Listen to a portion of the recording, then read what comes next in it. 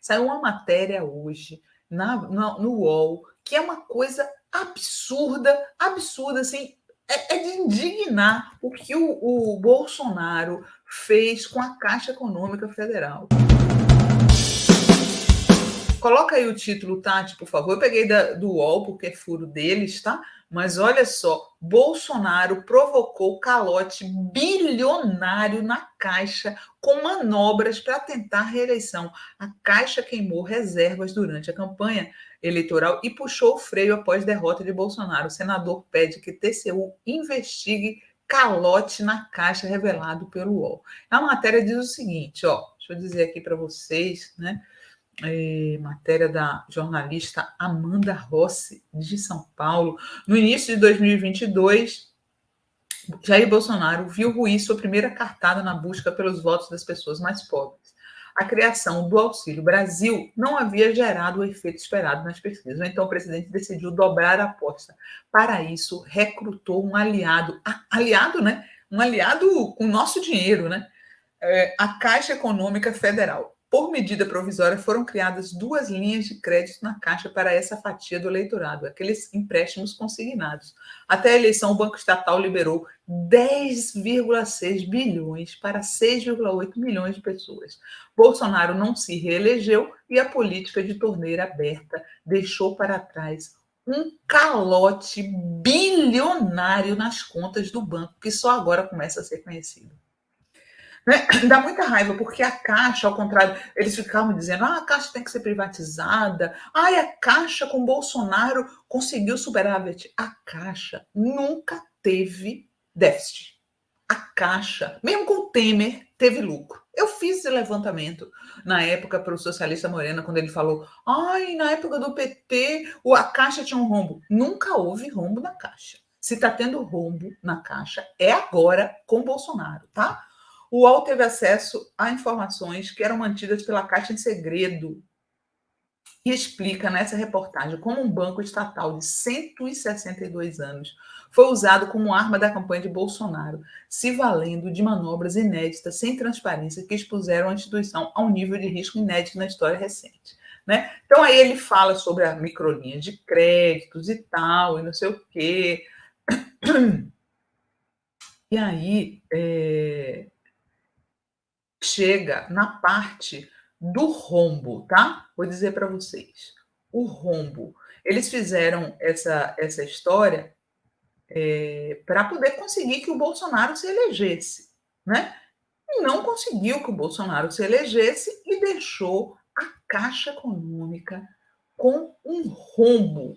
Olha aí, ó, um ano depois, de cada R$ 1.000 emprestados, 800 não foram pagos, considerando a inadimplência de 80% revelada por Rita Serrano, atual presidente da Caixa. Tá? E aí, eu quero chegar aqui no tamanho do rombo. Tamanho do rombo. Nossa, é demais, né, gente? O que essa gente fez aqui, ó. No final do ano eleitoral, o montante chegou a 162 bilhões de reais. 162 bilhões de reais, 70 bilhões a menos que no ano anterior. É o volume mais baixo da série histórica iniciada em 2017. Como eu falei para vocês, a Caixa sempre foi superavitária. Então, assim, pelo menos 90 bilhões foram desses empréstimos que não foram devolvidos, né, que não foram pagos por essas pessoas. E eu fico pensando assim, né?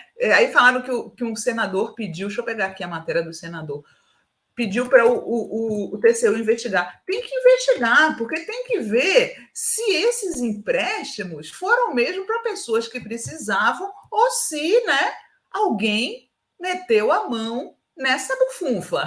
É muito dinheiro, né, gente? É muito dinheiro. Olha só, senador pede que TCU investigue calote na Caixa. O senador Jorge Cajuru pediu hoje que o TCU realize uma auditoria financeira na Caixa, o pedido baseado nessa reportagem, né?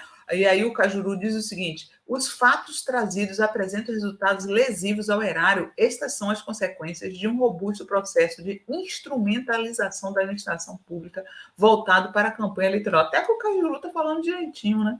A criação e a instrumentalização. Eu não levo ele a sério, gente, não levo.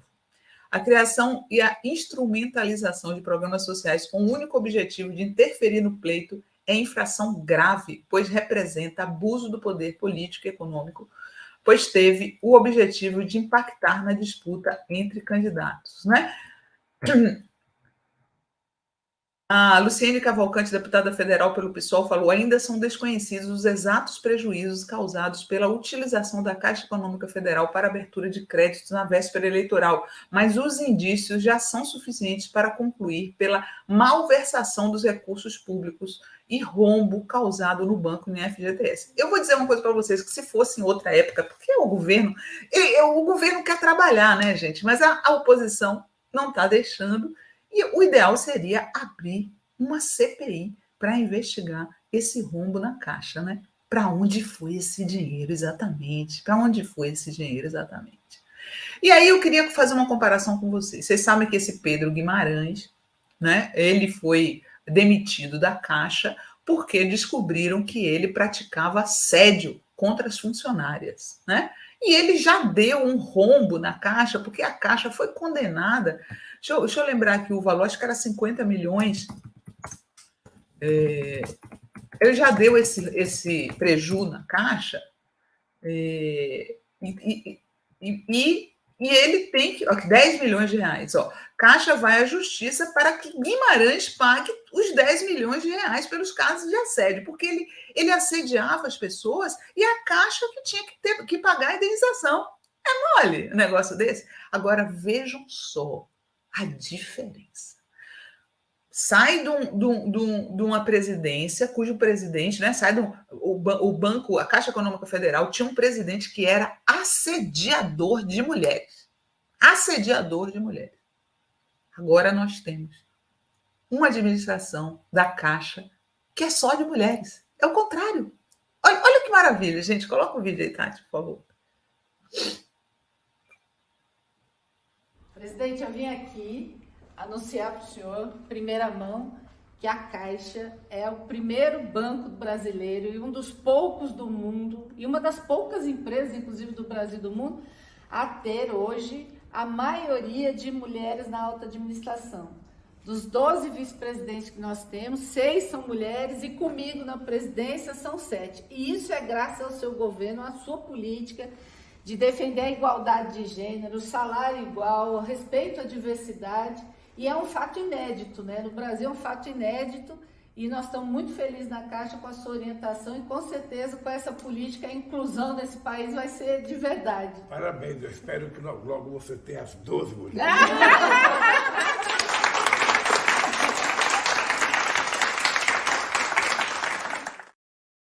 Diferença, né?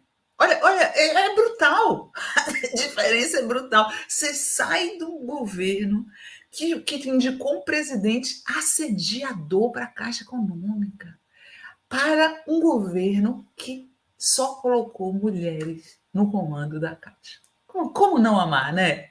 Ó, faz o L imediatamente.